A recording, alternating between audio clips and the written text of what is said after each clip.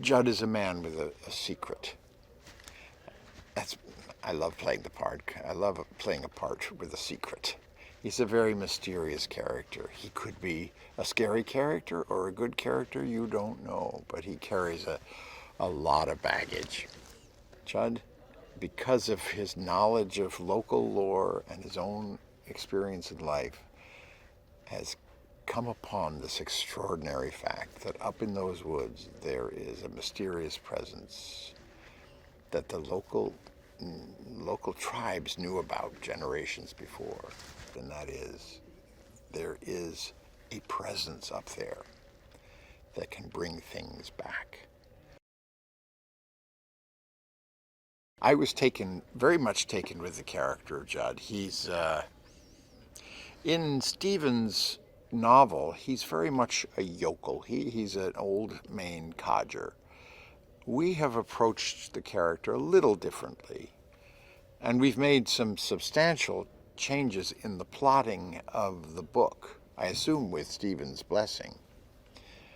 We've given Judd a backstory. We've given him a terrible loss in his life from many years before that still haunts him. And in approaching the character, I enjoyed thinking about what Judd would have been like if he hadn't suffered this terrible loss.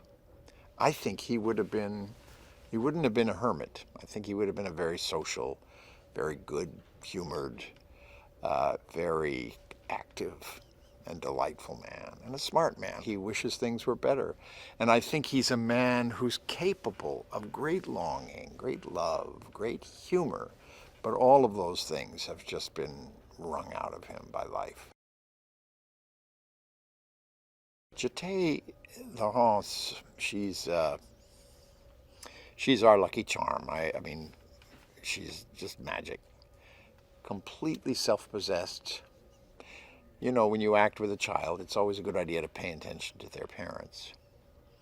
You can tell she has wonderful parents, and she does, because she's so easy with everybody, so relaxed about the process, she's so real.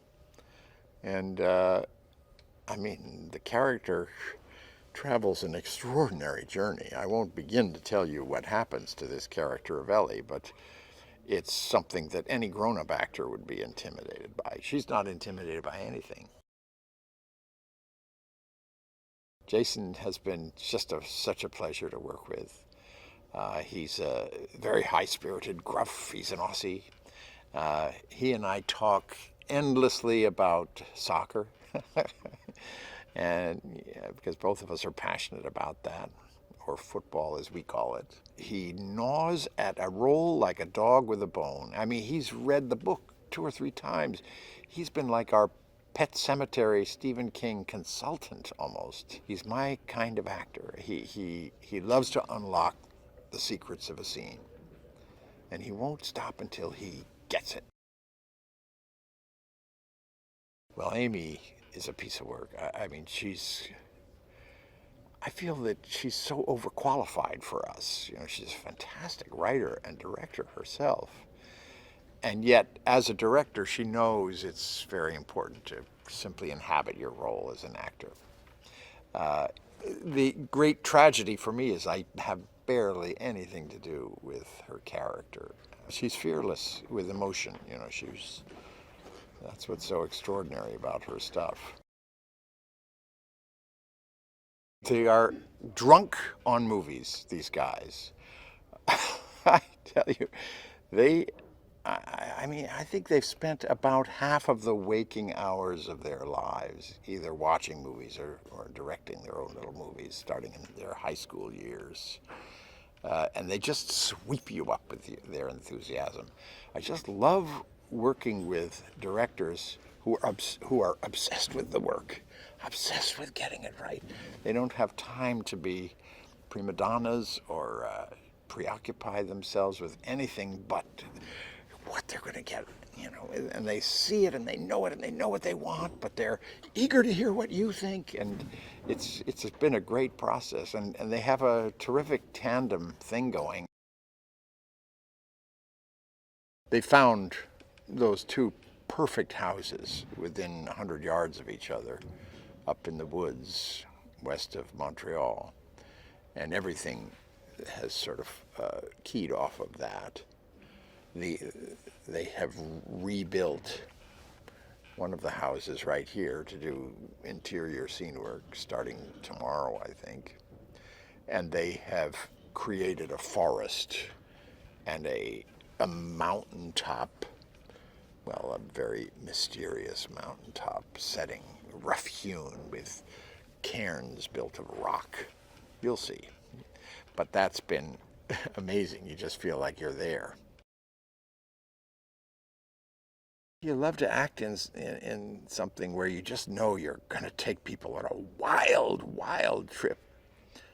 You're going to shock them. You know what the moments are when things are just going to electrify an audience. This one, I think, is going to be just tremendous. The best horror, and there is a sort of hierarchy of horror, is where you really care about the people. You really understand, you identify with their longings, their fears, their motivations, and you identify with them. It'll certainly have thrills and chills like the very best of horror.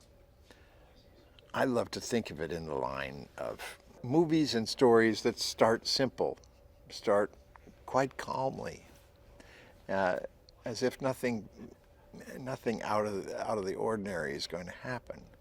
And then slowly things seep in. You begin to see there are the little like green shoots of anxiety among these characters, the little sources of trouble. And then it just draws you in. And it's real, a story that really speaks truth and expresses true emotion of the very deepest kind, and then just tortures you with them.